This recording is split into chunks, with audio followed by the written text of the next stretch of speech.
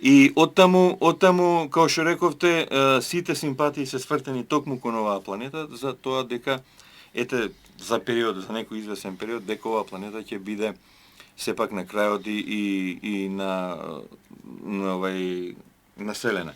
Што е карактеристично, на Меркур, на планетата Марс се наоѓа највисокиот врв, односно тоа е Олимпус врвот, значи, кој што по различни мерења, значи, сега е по некој најново мерење, значи во однос на околината он има висина од 21 км. Значи во однос кажете го на Монте Еверест е повисок, речиси за дупло и нешто повеќе од дупло.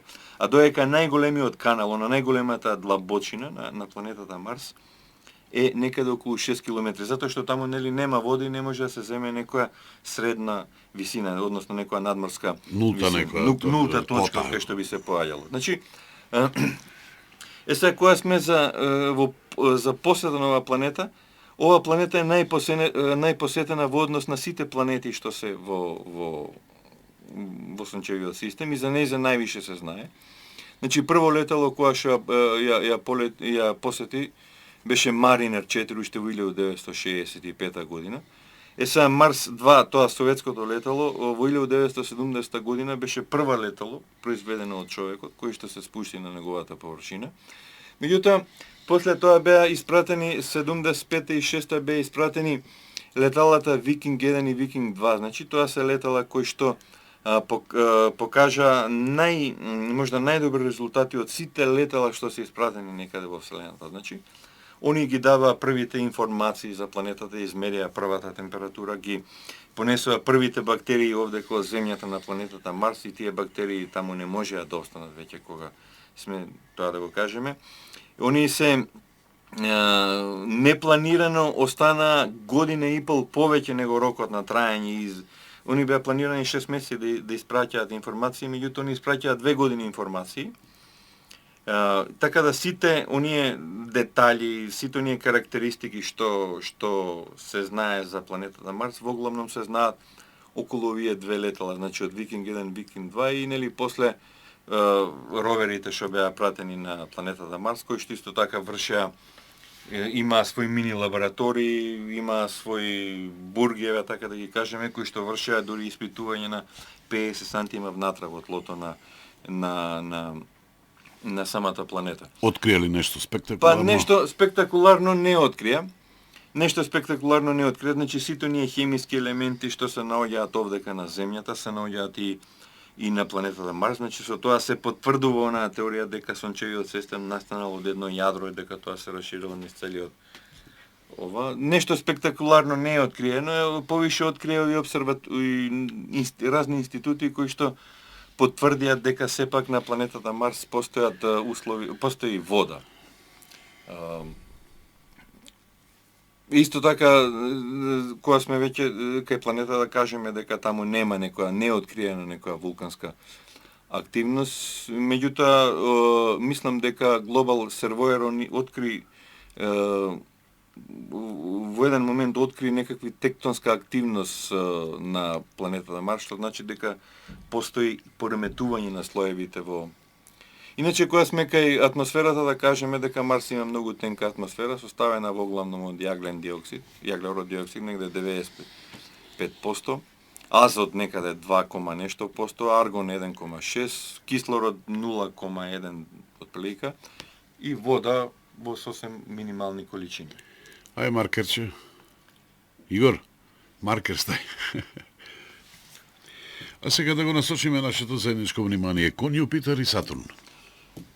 Да, Јупитер е пета планета од Сончевиот систем и може да се каже можда најважна планета за Земјата. Мислам, во почетокот би кажал зашто е најважна, затоа што Јупитер е, како што реков, има диаметар од 143.000 километри, значи, оддалечен е 777 милиони километри, значи средна растојание од Земјата или 5,2 астрономски единици. И оваа планета е прва планета од редот на гасовитите планети, значи со Марс завршуваат оние планети од земјен тип.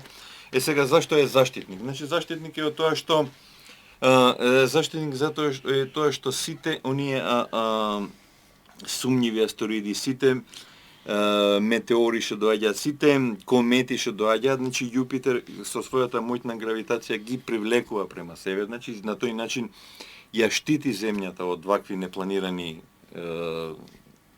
дојденци овдека на земјата, која мислам пример за тоа беше кометата Шумахер-Леви која што 1997 година нели беше удри во планетата во Јупитер и од тоа може да се наблюдува од овдека од земјата.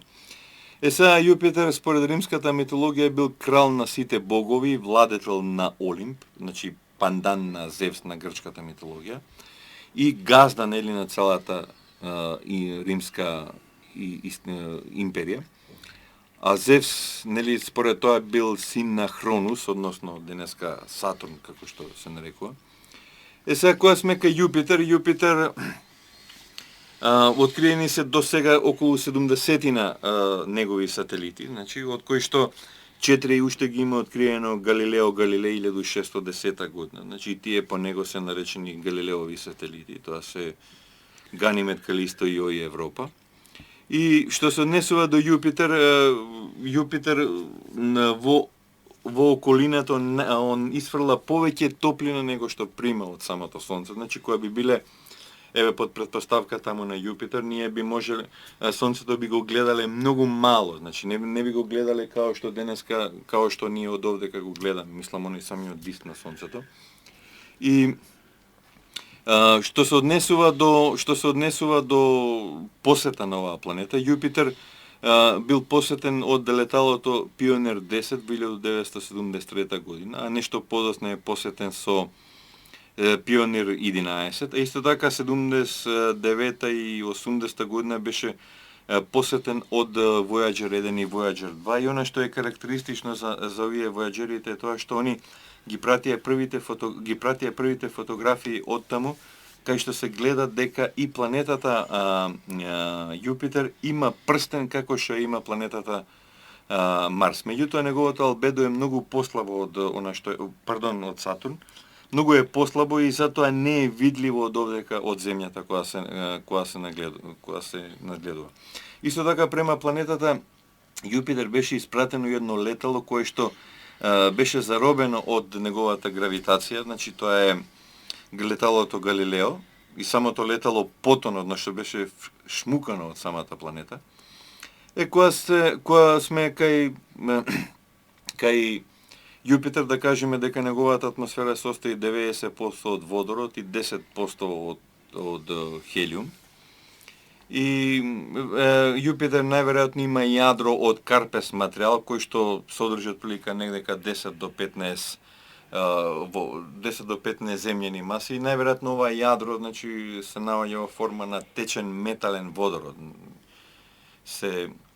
И сега што се однесува до Јупитер исто така као една джим планета, во него во самиот водород значи дуваат огромни брзи ветрови, така да еден од тие ветрови, значи она пегата што ја гледаме од овдека од земјата, тоа всушност представува еден од таквите ветрови кои што дуваат некаде со брзина од околу 600 км. Наредна планета што ја спомнете е планета Сатурн. И планетата Сатурн отприлика од земјата е оддалечена 1,4 милиарди години, значи отприлика околу 10 астрономски единици. И во римската митологија Сатурн е бог на земјоделието, доека во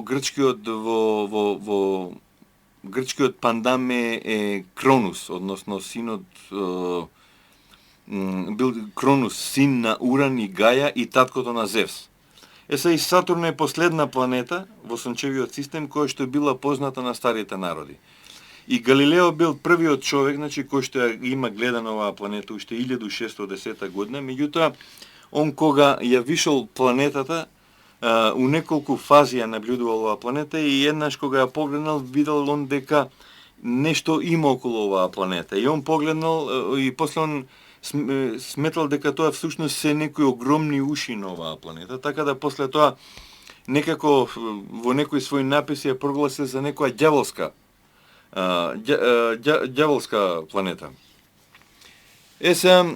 После тоа, значи тек некаде 40 на години поточно 1659 година Христијан Хајгенс дава една дефиниција за тоа за овие прстени. Значи он дури и прави распоред на овие прстени.